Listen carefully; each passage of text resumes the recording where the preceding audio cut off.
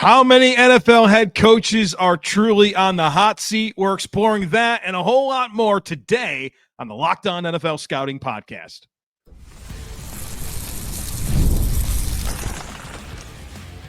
You are Locked On NFL Scouting with the Draft Dudes, your daily podcast for NFL and college football scouting. Part of the Locked On Podcast Network, your team every day.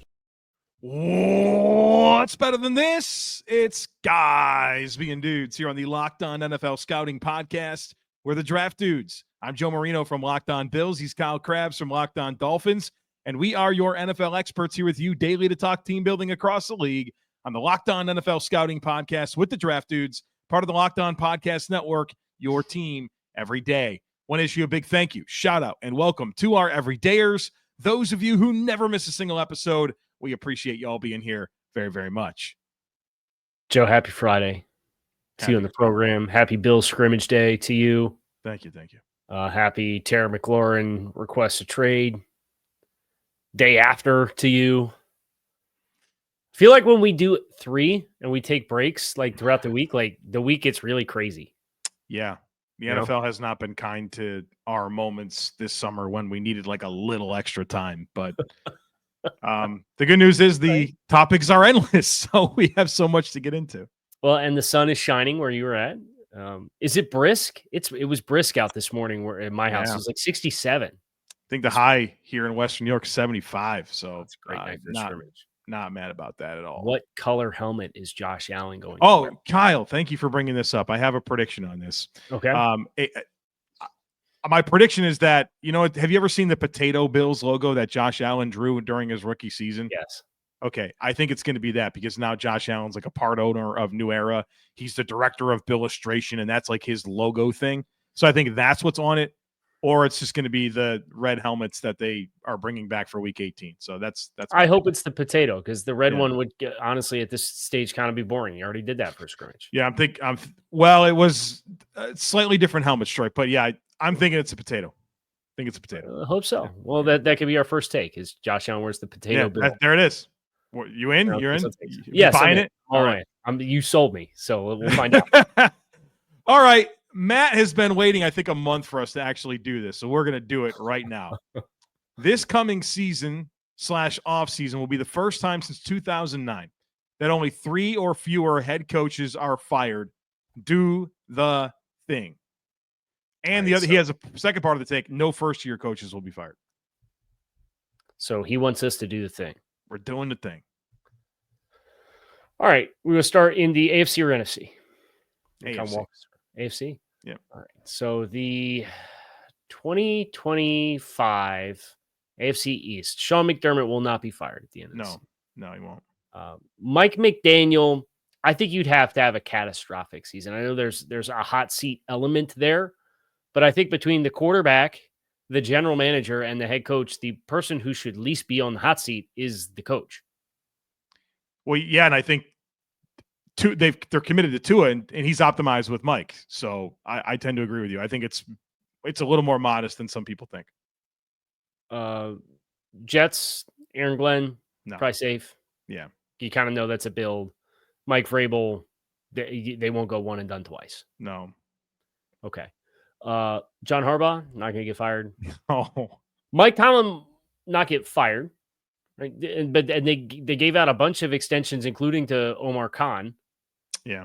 But did they do anything with Tomlin's contract? I don't remember. I don't think he would get, even if they didn't, I don't think he would get fired. But like that feels like that would be like the Sean Payton thing, right? Like maybe it's better for everybody. A mutual, like if they have a glass ceiling, they go 9-8, hypothetically, with all that they pour into it. And Rodgers is obviously a short-term stopgap. I feel like Tomlin's more likely to leave the Steelers than the Steelers are to leave Tomlin, is what I'm trying to say. Oh, sure. So then he wouldn't be fired. Correct. Yeah, that's kind of what I'm getting at. A very long roundabout way to get there. Zach Taylor, not going to get fired. As long as he's got years remaining on his deal, he's not getting fired. You know, they're not paying anybody not to be there. Come on now. Stefanski. Why does he feel oddly safe to me? because he's won Coach of the Year, what, twice? Twice. Yeah. And I think Haslam has kind of fallen on the sword for the Watson thing and how bad of a situation they put the entire football operation in. But I don't know, like if you win 3 games again this year, Right. I think you have to at least have the conversation. And I mean, I don't know. I think the Browns' ceiling might be like 7 wins this year. So, like, what is the expectation? If they go 5-12, is that going to get them fired? Like, maybe it should, but does anybody expect it to be much better than that? He's a maybe, right? He's a maybe. I think he's more safe than not. But that's because of the football operation dynamics in Cleveland. All right, Houston. D'Amico Ryans, no. Shane Steichen? Yeah, I think he's on the hot seat. You think he's on a hotter seat than any of the other coaches we mentioned so far? Yeah, it's the one I feel the best about so far. Okay.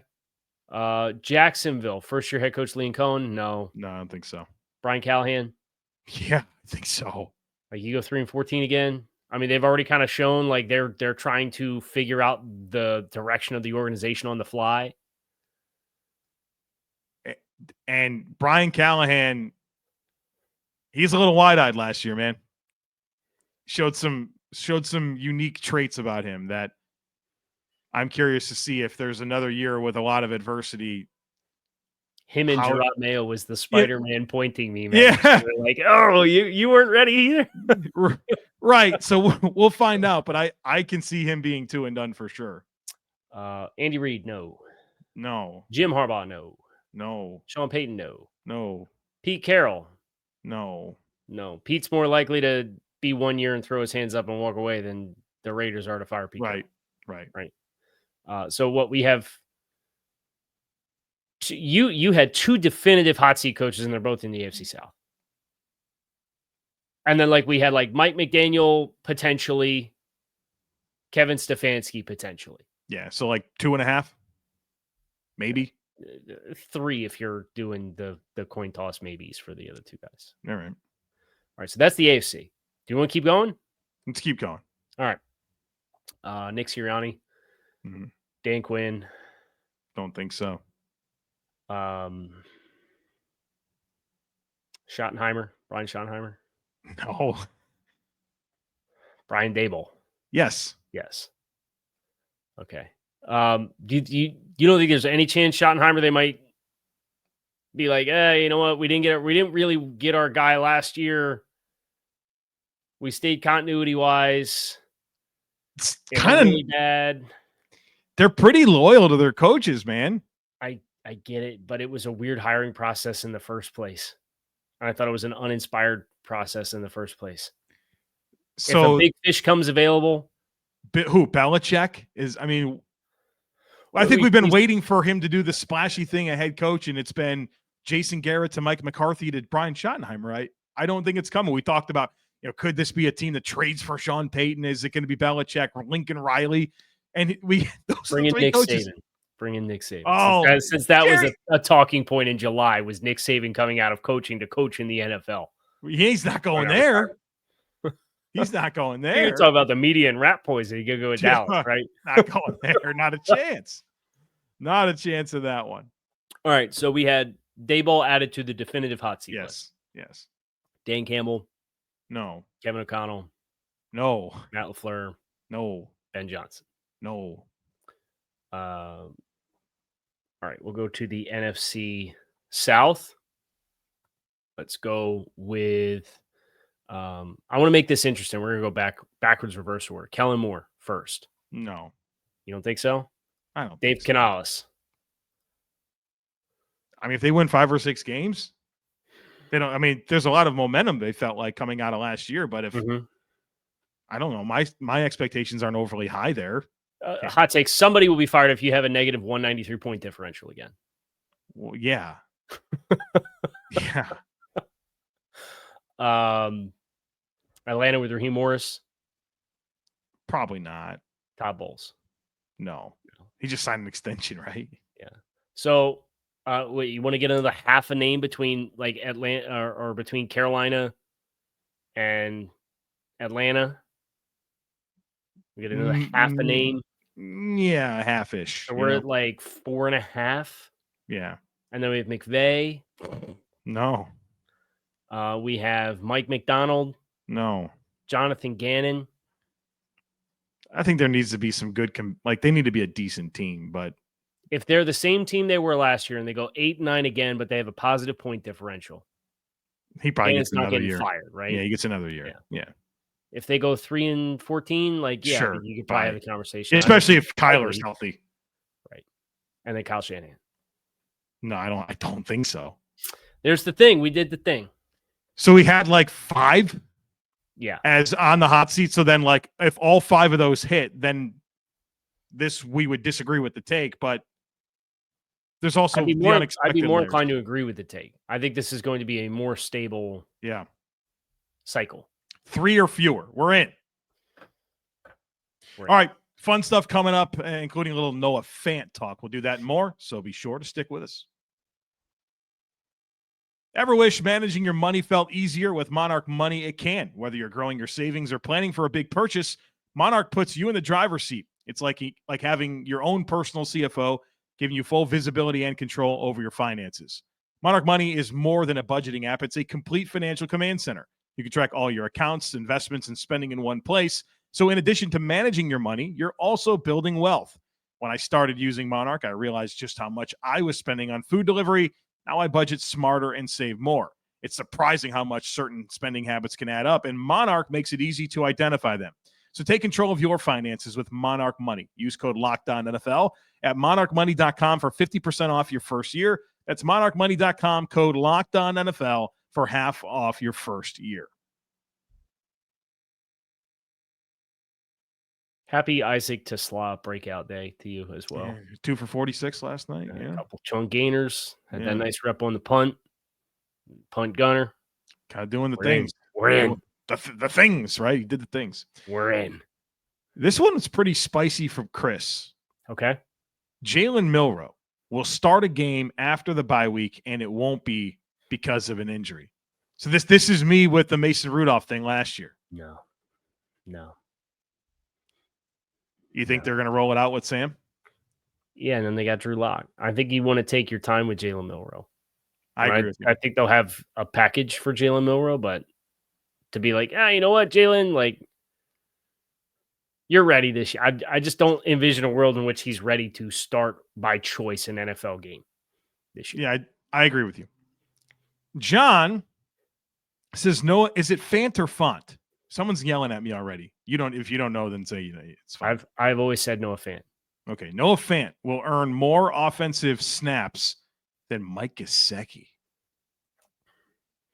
Probably because he can play Y. Now, can he play Y particularly well? Like as a blocker? No, but like Cincinnati might throw the ball 700 times this year, right? Like, yeah. The sales pitch with the insiders when Noah announced his decision yesterday was, they sold him on the package and they get a specialized role and 12 personnel. Your 12 personnel blockers are Noah Fant and Mike Gesicki. Like, you don't have 12 personnel blockers. You don't have 12 personnel. Yeah. You've got a really big physical and like linearly dynamic 10 personnel. It's really what you have. Right. Fant would be really good as your F tight end who's like being the space blocker. But when he has to share the field with Mike, that has to be Mike's role, and Mike's not good at it at all. So then I feel like it does Noah a disservice in some cases too. But from a passing game perspective, you want to get heavy and you want to run Mike up the seam and you want to have Noah be the shallow guy underneath where if they're going to play zone coverage, he's going to get the dump offs underneath and get yards after catch. Like, I think that can work really well. But we've talked about how poor Cincinnati's been running the ball. The last 4 years, it's 4.0, 3.0, or 4.0, 3.8, 4.0, 4.1 yards per carry. And they ain't going to be higher than that again this year. It just hit me that Noah Fant and Mike Gesicki are both on the same team. As Dolphins, like recent productive tight ends. Noah Fant is not a Dolphin. Oh, in my mind, I was thinking of him as Jonnu Smith. Yeah. I really want to Noah Fant to fill the Jonnu Smith role, and the Dolphins were the runner-up. I was convinced he already did in my head. Boy, it's been a week. All right, forgive me on that one. Dwartzellini says this: Russell Wilson will be benched by week 5 and never start another game in the NFL. I think you have a strong enough career resume for Russell Wilson and a short enough list of like definitive established NFL starting quarterbacks that Russell Wilson will probably get another chance to start somewhere before it's all said and done. But he's not going to run that offense the way that. No. It's going to be great for Malik Neighbors fantasy owners, and that's about it. You think that like Russ has found a way now the last 2 years to enter a season as kind of like a preferred starter, right? I know there's a winding way there with Pittsburgh, and if that's where we're at with the Giants.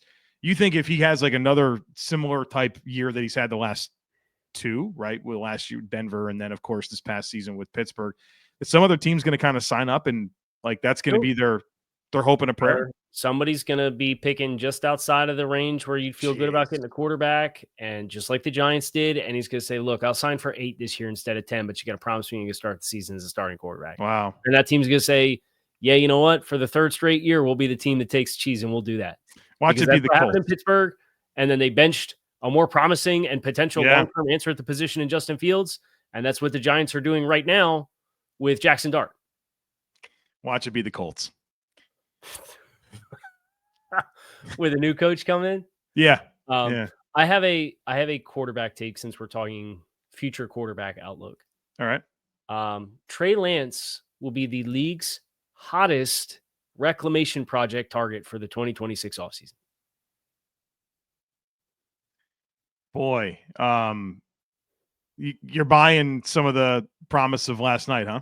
Well, obviously it was 13 to 20. And I saw Sam Monson, the 20 pass attempts for Trey Lance last night represent 5% of his entire NFL career body of work. Jeez. Trey Lance has less than 150 more attempts since middle school than Joe Burrow had last year. Unbelievable. Think about that. Unbelievable. Joe, I want to say that again. That's unbelievable. Trey Lance, since the end of middle school, has less than 150 more pass attempts than Joe Burrow had last year. Yeah. So he looked a little confident, right? He got drafted. There was the whole debate about who wanted him in San Francisco and who didn't, and whether or not they just traded up to get a quarterback, and then they kind of got cold feet on Mac Jones and blah, blah, blah, right? And he gets traded to Dallas, and it's the weird dynamic with Dallas, and now he's in L.A., and Harbaugh's up there pounded on the shoulder pads, getting him all jazzed up. He looked confident, and I understand it's a Hall of Fame game. I understand Detroit didn't play any starters. But if he plays like that for 3 more games this preseason, tell me why he wouldn't get the Zach Wilson contract of 6 years, incentives up to 10 next year. Maybe. He's younger than Tyler Shuck and Bo Nix. Still. Like, he's been in the league since 2021. Are there contenders for this? Like, is Anthony Richardson? Who are the... Could be on the list. I think you could probably put Zach Wilson back on the list because he only signed a 1-year deal in Miami. But, like, Zach Wilson went with Sean Payton and had the really strong preseason with Payton in Denver, and then parlayed that off of 3 bad years in New York. And if he gets a chance to play some games and looks good, I think he's a contender. All right, maybe Trey Lance. Undertaker. I would want to bet on him versus spending a 5th-round pick or a 6th-round pick on a quarterback. I think that's a good take. I love that take right there. Yeah. There you go. All right, let's sneak one more in here. God save the Jags. After slimming down from a bad scheme and the offense getting better this year, Trayvon Walker and Josh Hines-Allen will combine for more pressures and sacks this year than Danielle Hunter and Will Anderson. It's a little AFC South battle here.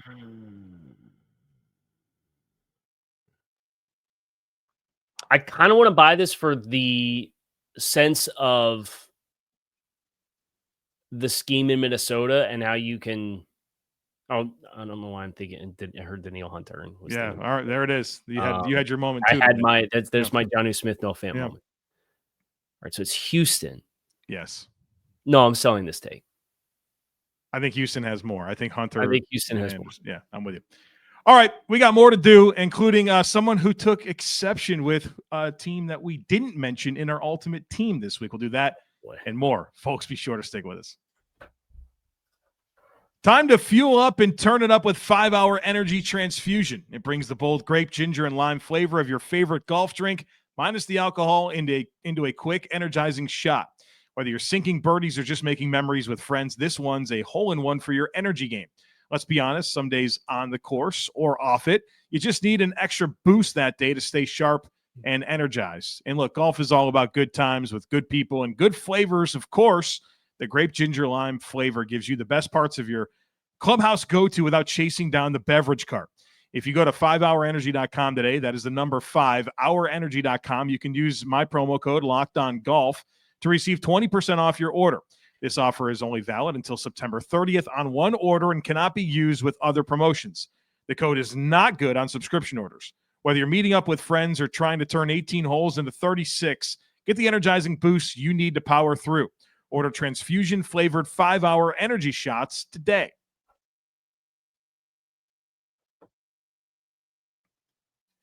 Jason says this. Go ahead. The Bucks should have been at least mentioned among the best wide receiver room for the ultimate team during the team grading. You both agreed they may have the best overall room, but not even a reference. And 10 points from Hufflepuff and Slytherin. I think those are those Harry Potter. That Harry Potter reference. And I haven't read the books, but I know that that's a Harry Potter reference. If it didn't have Hufflepuff, would you know if it was just Slytherin? I would have recognized Slytherin as well. Okay. Yeah, I only know about the Hufflepuff. Right. Yeah, it's probably fair, but I don't know if I'm trying to make an all-star team. Like, what's Chris Godwin's ankle like? You obviously have two guys that combined have played one season in McMillan and Ibuka, and we're high on Ibuka and think he'll be really good. And then you got like a declining Mike Evans. So I think it's easier to talk myself into two prime players in the prime of their career, including one of them being arguably the best wide receiver in football. Yeah, I agree. I think they're. Did we mention him? Maybe. Yeah, maybe. Yeah, maybe. I think we probably had some more egregious omissions of worthy conversation, because that wasn't really our intent. Our intent was to make a pick, and then sometimes for conversation's sake, we would bring up other contenders. But if those guys were healthy, you felt like we had a more egregious omission than that. I'm sure we did. This was the one. You're coddling to the people who the silent majority who didn't speak up. Their team got chapped. What else are you mad about? Is it what's Chris Schubert's handle on X? Is at Shoe Radio at Chris Schubert. Radio. Send all your complaints right to him. Oz says the New York Jets are going from a bottom 3 rushing offense in 24 to a top 3 rushing offense in 25. He got too aggressive. I was about to be in, and then the number was 3, and I think that's just a little too aggressive. Fields will get you halfway there. Membu developing the O-line, new offensive coordinator, help finish top 3. Yeah, I agree. 3's a little too high. If you would have said top 8, I would have said absolutely. Yeah, you could have said top 6, and I bought in too. Those Fields rushing yards are real, and that O-line is real. And they got some, we'll see how the backs work themselves out, but they're going to have to be committed to running the ball. I think the challenge with this coming to fruition is going to be, can they get enough respect throwing the ball to have some level of favorable box counts? I know Fields will help change the math a little bit, but I think teams are going to say, okay, beat us throwing the ball, right? And then also the game scripts, right? Like maybe Justin Fields outside of structure will run enough to bump up your numbers, but like if you're down in the game and you have to chase, it's not like you're sit there and keep handing the ball off. Right. So like it cuts into your opportunity, I think, if you're not playing complementary football. Which leads perfectly into this next one from Sean, who says, Omarion Hampton has more yards and touchdowns than Ashton Genty, as both look great, but the Chargers are a more effective offense. I think that Raiders offense has enough stuff going for it that I don't view them as a hindrance. And I think their defense is going to force them to have to score all the points. But are they going to have to throw? You know what I mean? Like, can they stay in games? Can the defense keep them in games well enough for them to run the ball like they're going to want to? The big X factor here is what's going on with Najee Harris. Right? Because he was brought in before they drafted Hampton, and they obviously are very high on Hampton. But Will Najee, it's described as a superficial eye injury for a 4th of July accident. Is it a superficial injury? How early is he back? Is he ready to roll in split time with the missed time in the early portion of camp? So I would say incomplete. I'm incomplete on this one right now.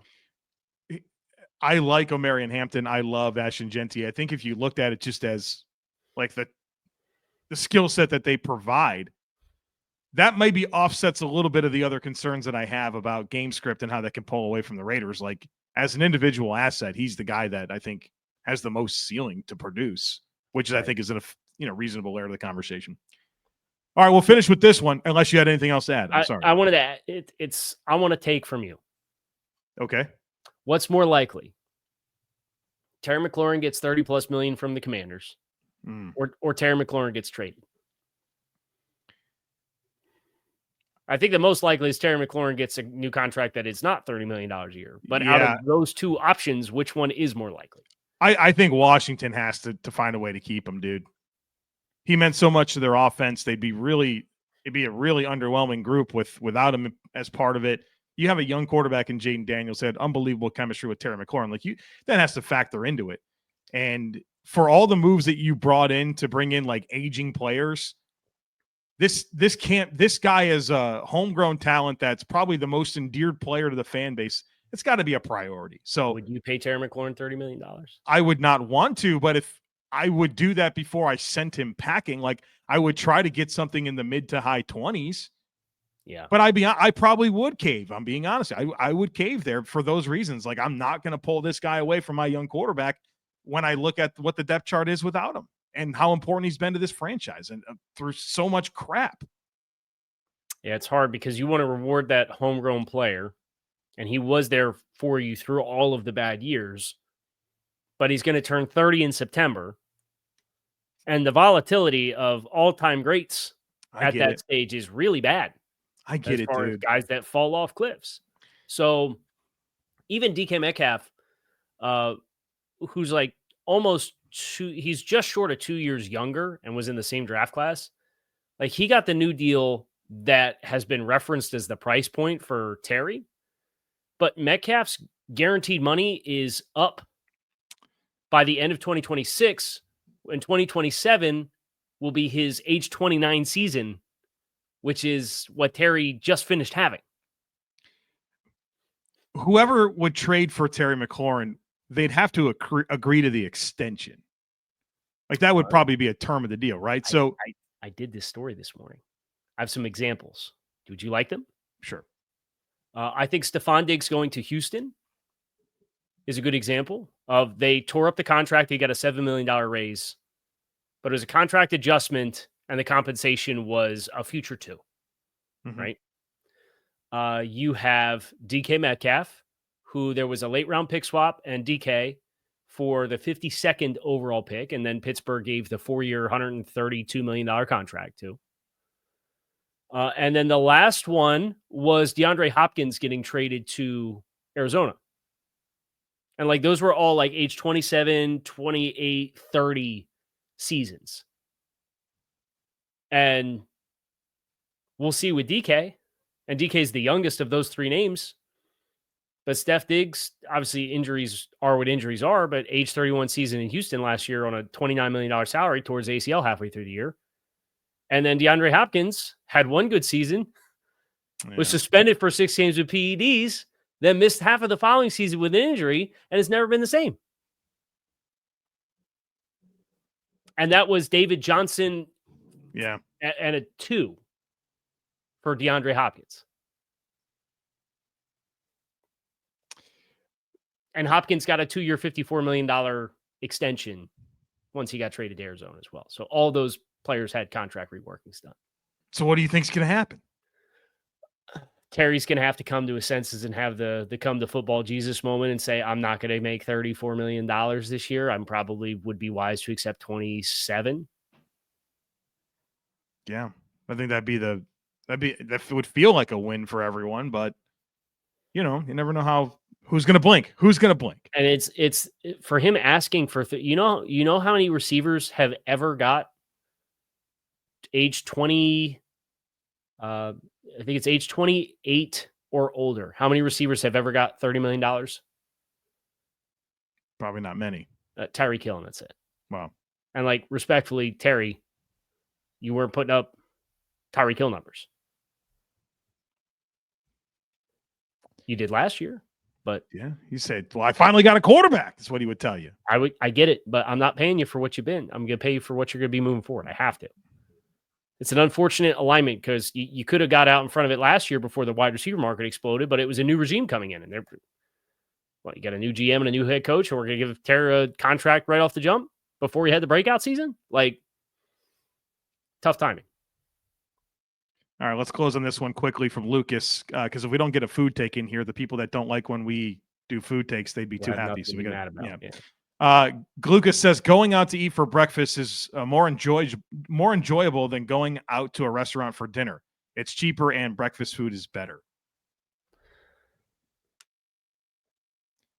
I'm a big believer in, if I'm going to go out to eat, it needs to be better food than what I can prepare at home.